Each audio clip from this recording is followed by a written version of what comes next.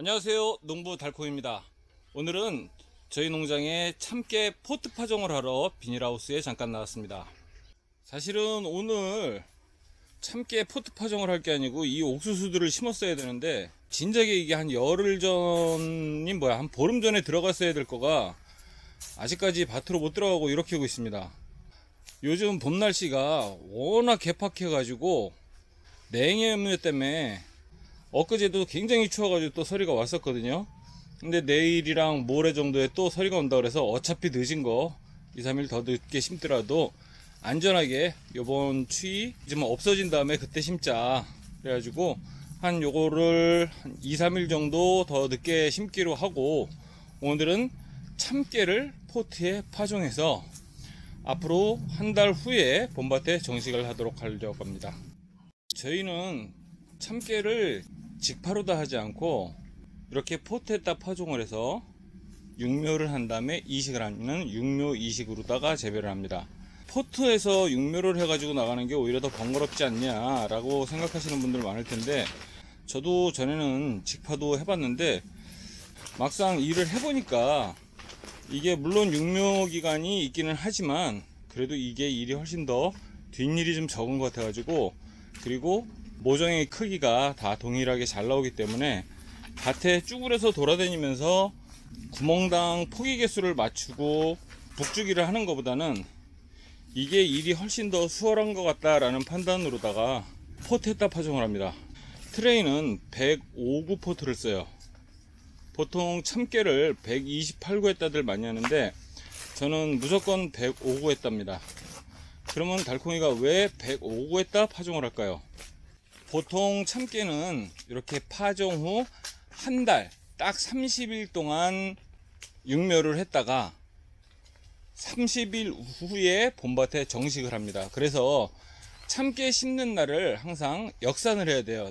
예를 들어서 오늘이 4월 25일이거든요. 4월 25일이니까 나는 5월 25일 날 심을 거야. 그러면 4월 25일 날 하는 거고요.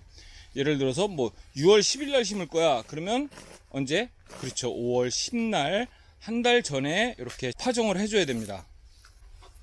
그런데 제가 왜 105구 포트 했다 하냐면, 제가 이제 5월 25일 날 심을 계획으로다가 이렇게 파종을 했는데 5월 한 20일부터 연장으로다 비가 내린다, 아니면 또 누가 아프다, 불가피한 상황으로다가 농사를 짓다 보면 예정했던 날짜에 일을 제대로 못할 때가 많아요.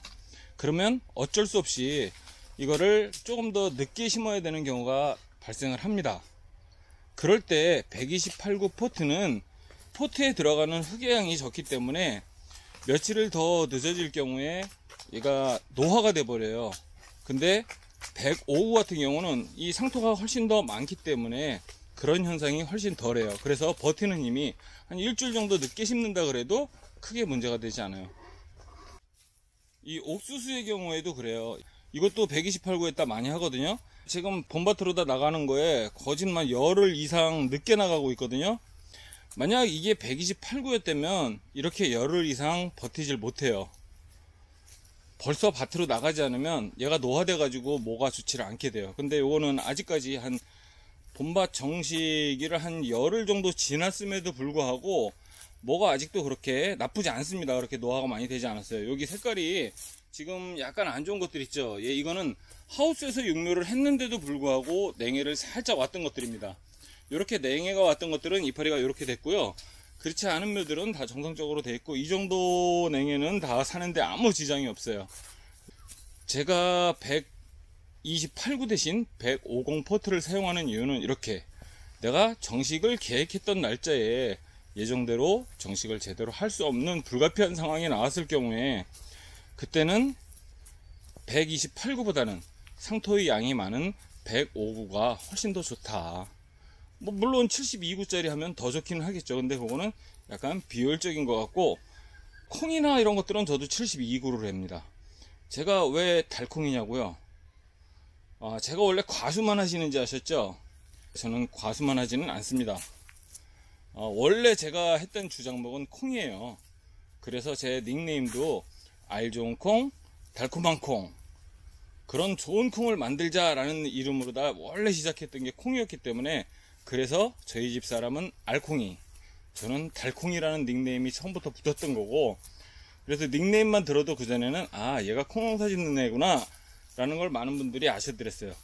그리고 지금은 이제 콩농사는 조금 덜해요. 요거 후작으로다가 덜어 하기도 하는데, 옥수수 후작으로.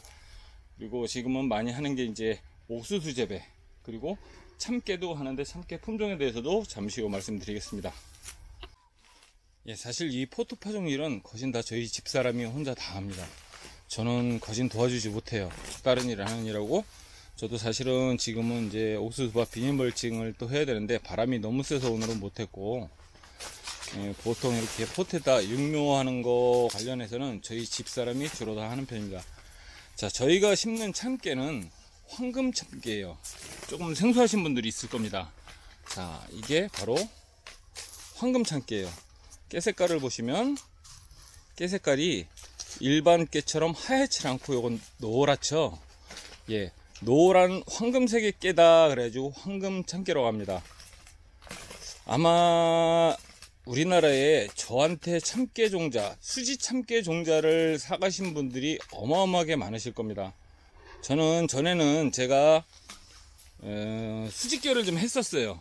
그 당시에 수집개를 시중에서 전혀 구할 수가 없었습니다. 그때 시험 재배 기간이었고 구할 수가 없는 시기에 제가 다른 분들보다 조금 더 먼저 수집개를 재배를 해보고 어마어마하게 달린 수집개를 보고 블로그에 올렸더니 그 깨 좋다면서 저희 동네 사람들도 그렇고 그 종자로 다 팔라는 분들이 워낙 많아서 다 그때는 종자로 판매했는데, 저희 마을 분들이 그러시더라고.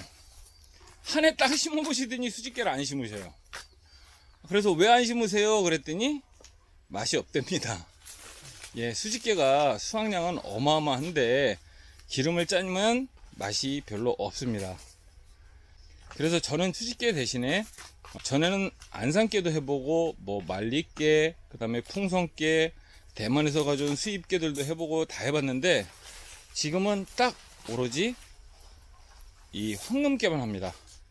근데 황금깨는 사실 색깔이 노랗다 보니까 아직 많은 분들한테는 좀 생소하고, 그러다 보니까 중간 상인한테 판매를 할 때도 사실 가격을 거기서 그렇게 좋게 쳐주지를 않아요. 근데 이제 서울의 백화점 쪽에서는 이 황금깨가 훨씬 더 비싸게 팔린다고.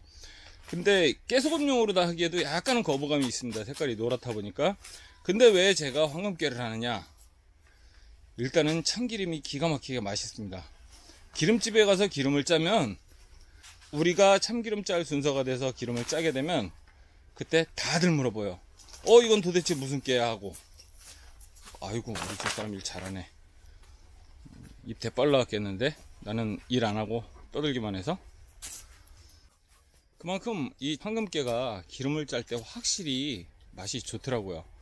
참기름이 보통 뒷맛이 쌉싸름한 그런 맛들이 끝맛으로 다 남는데, 황금깨 같은 경우는 일단 쌉싸름한 맛도 없고, 그리고 고소한 향이 훨씬 더 좋아요.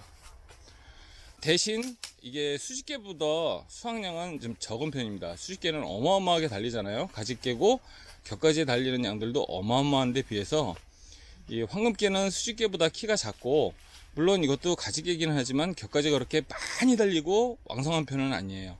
키도 더 작고, 그러다 보니까 수집깨와 똑같은 방법으로다가 정식을 할 경우에 황금깨는 수확량이 훨씬 적습니다. 그래서 저는 이제 황금깨 제식 간격을 조금 달리 했어요. 수집깨 같은 경우는 한 구멍당 보통 한 포기씩만 심는 데 비해서 저는 황금깨는 한 구멍당 두 포기를 심고, 수집깨는 한 줄로 심는 데 반해서 저는 두 줄로 다 심어요. 그리고 일반 참깨 유공비닐 같은 경우는 간격이 솔직히 너무 좁아요. 암만 키가 작은 황금깨나 안산깨를 심는다 그래도 간격이 조금 좁은 편입니다. 밀식을 해가지고 좋은 작물은 거진 없어요. 대부분은 간격을 충분하게 좀 두고선 심는 게 작물이 훨씬 더 잘 돼요. 근데 일반 시중에 나오는 참깨용 유공비닐 같은 경우는 간격이 너무 배가지고 저는 참깨용 유공비닐을 사용하지 않고 그냥 검정비닐을 사용하고 제가 간격을 맞춰서 심는 편입니다. 제가 심는 간격은 저는 두 줄로 심고요. 보통 수집깨는 감자골처럼 만들어서 한 줄로 심잖아요. 근데 저는 두 줄로 심습니다. 두 줄로 심고 한 구멍당 2개씩 심고 포기 간격은 20cm를 떼어가지고 합니다. 제가 그렇게 해서 한번 해봤더니 200평 기준 밭에서 보니까 수확량이 100kg가 좀 넘게 나오더라고요. 참깨 200평에서 100kg가 넘게 수확을 하면 사실 작은 양은 아닙니다. 물론 수직계라면 그거보다 좀 더 해요. 근데 이 황금깨도 제식 가격만 잘 맞춰서 재배를 한다 그러면 수확량도 적지 않고, 무엇보다 이거는 이 참기름 드셔보신 분들은 100% 다 재구매를 합니다. 저는 이 참깨는 그냥 일반 깨로 난 하나도 판매를 안 해요. 이거는 저는 100% 참기름을 짜서 판매를 하고 있고, 왜냐면 참기름 고객들이 있어요. 드셔보신 분들은 맛있다고 계속 구매를 하시니까, 워낙 향이 좋고 그러다 보니까, 그래서 100% 저는 다 참기름으로만 짜서 판매를 합니다. 더러 종자 판매를 해달라 그러는 분들도 있는데, 종자 판매도 조금은 합니다. 근데 종자 판매한다고 이거는 올린 거는 없어요, 사실 황금깨는. 왜냐면 저는 종자는 굉장히 비싸게 팝니다. 비싸다 그래도 종자니까 사실 별로 부담은 안 가는 정도입니다. 왜? 깨가 워낙 알이 작기 때문에 사실 이거 뭐 100g만 있어도 많이 심거든요. 예, 오늘은 이렇게 참깨를 포트에 파종을 했고, 여보 이게 다 한 거야? 더 할 거 아니야? 더 해야지. 이거 가지고 돼? 이만큼은 더 해야 될 것 같은데 최소? 저쪽 작은 밭에 거기 참깨 꼴 만들어 놓은 거가 이거보다 훨씬 더 크기 때문에 이거 가지고 다 안 될 것 같은데, 모자랄 것 같은데.